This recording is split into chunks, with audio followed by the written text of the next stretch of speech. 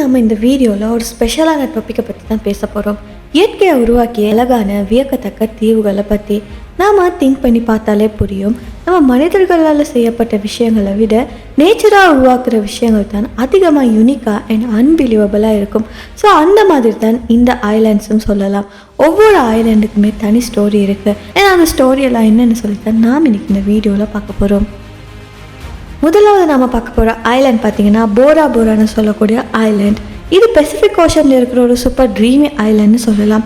இதோட special uniqueness என்னென்னா இதோட சரௌண்டிங்கில் உள்ள லகூனில் ரேரான பிளாக் கோரல் க்ரோ ஆகுது. ஸோ இந்த பிளாக் கோரல் பார்த்தீங்கன்னா நார்மலான கோரலை விட எக்ஸ்ட்ரா ரேராகவும் ரொம்பவே வெலியபிளாகவும் இருக்குது. அது மட்டும் இல்லாமல் இன்னொரு இன்ட்ரெஸ்டிங்கான விஷயம் என்னென்னா இந்த ஐலாண்டில் பழமையான பொலினேஷியன் கல்ச்சர் இன்னுமே உயிரோடு இருக்குது. இங்கே இருக்கிற லோக்கல்ஸ் ட்ரெடிஷ்னல் டான்ஸஸ் பெர்ஃபார்ம் பண்ணுறாங்க. அது மட்டும் இல்லாமல் ஃபெஸ்டிவல் டைமில் இந்த ஐலாண்டை பார்க்குறதுக்கு வைப்ரண்ட்டான வைப்பில் இருக்கும். அது மட்டும் இல்லாமல் இந்த ஐலாண்ட் பார்த்தீங்கன்னா ஃபிஷிங்க்கு ரொம்ப ஃபேமஸாக இருக்குது. ட்ரெடிஷ்னல் ஃபிஷிங் டெக்னிக்ஸ் எல்லாம் ப்ராக்டிஸ் பண்ணுறாங்க. அது மட்டும் இல்லாமல் இங்கே வர டூரிஸ்ட்டுக்கும் அதில் பார்ட்டிசிபேட் பண்ண சான்ஸ் கூட தருவாங்க. அண்ட் இந்த ஐலாண்டில் லகூனில் பார்த்தீங்கன்னா ஷார்க், ஸ்டிங்ரே மாதிரி மீன்கள் எல்லாம் அதிகமாக வரும். ஸோ அவங்களுக்கு ஃபீட் பண்ணுற எக்ஸ்பீரியன்ஸும் இங்கே கிடைக்கும். மொத்தமாக பார்த்தீங்கன்னா இந்த ஐலாண்டில் நேச்சுரல் பியூட்டிக்கும் ரேரான மெரின் லைஃபுக்கும் அது மட்டும் இல்லாமல் கல்ச்சரல் வைபுக்கும் ஒரு மெயின் அட்ராக்ஷனாக இருக்குது. அடுத்து நம்ம பார்க்க போகிறது சொக்கத்ரா ஐலாண்ட். இது யெமனில் இருக்கக்கூடிய ஒரு யூனிக்கான ஐலாண்ட். இதை பார்த்த உடனே நமக்கு என்ன தோணுன்னா நம்ம இன்னொரு பிளானட்ல இருக்கிற மாதிரி நேச்சருக்கு இதுக்கு மேலே க்ரியேட்டிவிட்டி இருக்க முடியுமான்னு தோணும். இதோட மெயின் ஃபியூச்சர் பார்க்க போனோம்னா ட்ராகன் பிளட் ட்ரீன்னு சொல்லலாம். இந்த ஷேப் பார்த்தாலே அது கம்ப்ளீட்லி ஒரு ஏலியன் மாதிரியே இருக்கும். அம்பரலா மாதிரியான பிரான்ச்சஸ். இந்த மரத்துலேருந்து பிளட் ரெட்ல ஒரு சாடும் வெளியே வருது. அதனால தான் இது ட்ராகன் பிளட்னு சொல்லி பெயர் வச்சிருக்காங்க.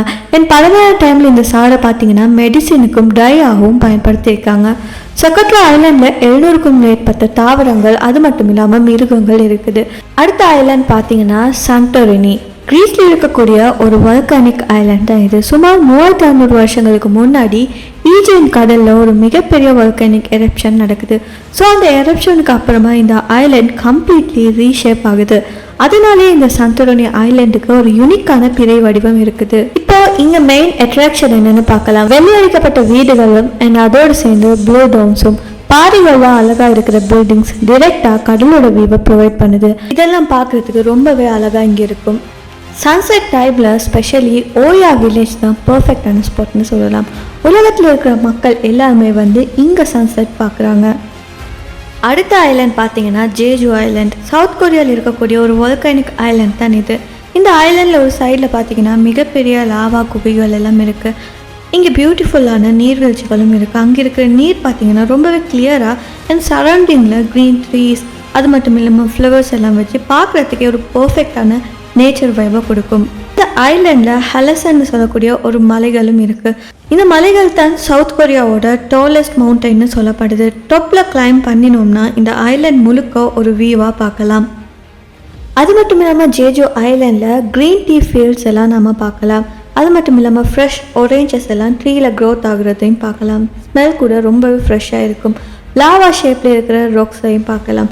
இங்கே இருக்கிற லோக்கல் ட்ரெடிஷ்னல் வில்லேஜஸ் எல்லாமே ரொம்ப ப்ரிசர்வ் பண்ணப்பட்டிருக்கு. அண்ட் பழமையான வீடுகள், ஃபோக் ஆர்ட், லோக்கல் கல்ச்சர் இதெல்லாம் இன்னுமே அந்த ஐலாண்டில் உயிரோடு இருந்துக்கிட்டு வருது. அடுத்து பார்க்க போகிறது மால்டீவ்ஸ். சவுத் ஏஷியாவில் இருக்கக்கூடிய ஒரு ட்ராபிக்கல் பேரடைஸ்னு சொல்லலாம். மால்டீவ்ஸில் 1000க்கும் மேற்பட்ட சின்ன சின்ன தீவுகள் இருக்குது. ஒவ்வொரு தீவுலையுமே பார்த்தீங்கன்னா ரொம்ப கிளியரான வாட்டர் இருக்கும். லிட்டர்லி ஒரு கிளாஸ் மாதிரி இருக்கும். அந்த நீருக்கீழே இருக்கிற மீன்கள் ஸ்விம் பண்ணுறது கூட நம்ம கண்ணால் பார்க்கலாம்.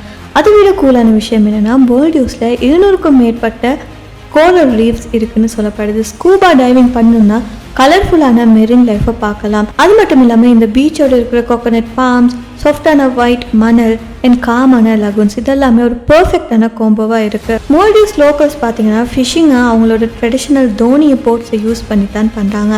அண்ட் இந்த ஐலாண்டில் இருக்கிற சின்ன சின்ன வில்லேஜுக்கு விசிட் பண்ணாலே போதும் அவங்களோட லோக்கல் லைஃப்பை எக்ஸ்பீரியன்ஸ் பண்ணலாம். அது மட்டும் இல்லாமல் மால்டீவ்ஸ் இந்த உலகத்தோட லோவஸ்ட் கண்ட்ரியாக இருக்குது. இதோட சீ லெவல் ரைஸ் ஆனால் இம்பேக்ட் அதிகமாக இருக்கும். ஆனாலுமே நேச்சுரல் பியூட்டியில் அன்மெச்சாக இருக்குது. ஸோ இந்த தீவுகள் தான் இயற்கையாக உருவாக்கிய ஒரு அழகான யூனிக்கான தீவுகள்னு சொல்லலாம். ஒவ்வொரு தீவுக்குமே ஒரு செப்பரேட்டான பேரடைஸ் மாதிரியான ஸ்டோரி இருக்குது. ஸோ எந்த தீவு உங்களுக்கு ரொம்ப பிடிச்சிருந்துச்சுன்னு சொல்லி கமெண்ட்டில் சொல்லுங்கள். இந்த வீடியோ பிடிச்சிருந்தா மறக்காம இந்த வீடியோ லைக் பண்ணி உங்கள் ஃப்ரெண்ட்ஸ் கூட ஷேர் பண்ணுங்கள். அது மட்டும் இல்லாமல் நம்ம சேனலை சப்ஸ்கிரைப் பண்ணி பக்கத்தில் இருக்க பெல் ஐக்கானையும் கிளிக் பண்ணிக்கோங்க. இன்னும் ஒரு இன்ட்ரெஸ்டிங்கான வீடியோவில் நான் உங்களை அடுத்து சந்திக்கிறேன். Until then, stay curious, stay safe.